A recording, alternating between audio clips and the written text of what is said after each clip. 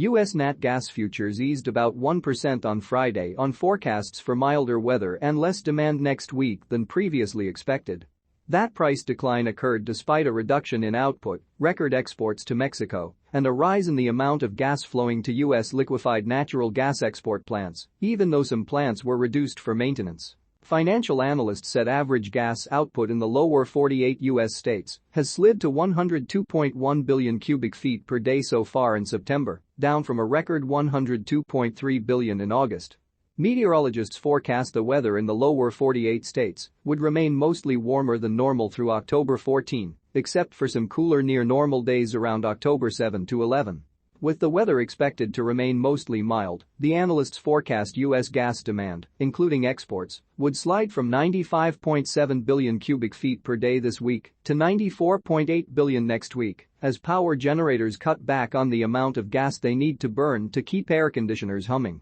But with seasonally cooler weather coming and exports expected to rise, nat gas demand would climb to 95.8 billion cubic feet per day in 2 weeks as heating demand increases.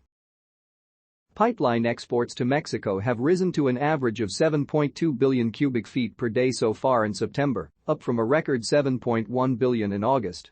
Analysts expect exports to Mexico to rise even higher in the coming months once New Fortress Energy's Altamira liquefied natural gas export plant enters service.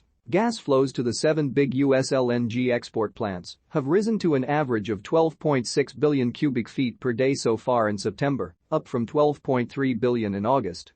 That compares with a monthly record of 14 billion in April. That increase in LNG feed gas happened despite ongoing maintenance at Cove Point in Maryland and reductions at other plants, including Cheniere Energy's Sabine Pass in Louisiana and Corpus Christi in Texas.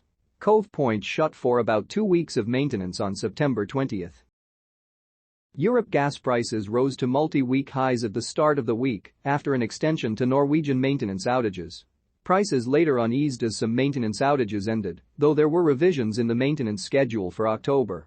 As the risk of continued Australian disruption dissipates, concerns have shifted back toward Russian political risk. As gasoline and diesel exports have been curbed, there is some concern that similar measures could spread to other commodity classes. This, with the backdrop of supply issues in Europe, has encouraged further strength in TTF and JKM over the past week. Additionally, more tendering activities in the market put upward pressure on Asian prices, and analysts also expect Japanese buyers to enter the market soon. The Biden administration's 5-year plan for offshore oil and gas leasing has raised eyebrows by featuring just 3 sales in the final 4 years, with none scheduled for 2024, the lowest in program history.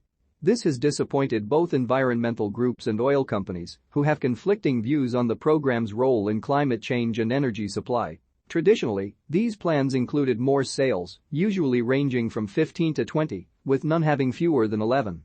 The schedule for leasing in the Gulf of Mexico and Alaska for 2024 to 2028 has faced delays and debates between environmentalists and drilling advocates. This plan deviates significantly from the Trump administration's 2018 proposal of 47 lease sales, including areas like California and the Atlantic. However, it falls short of Biden's promise to end federal drilling to combat climate change, as legislation and court decisions require leasing for offshore wind power. The White House argues that oil lease sales are essential for its ambitious wind energy goals. The Interior Department is legally obliged to create a national oil and gas leasing schedule every 5 years, but the previous plan expired in June 2022 amid heated debates. Last year's proposed plan contemplated 0 to 11 lease sales, reflecting the ongoing energy-environment tension. Thank you for watching. Please don't forget to support the channel if you enjoyed the video. See you in the next one.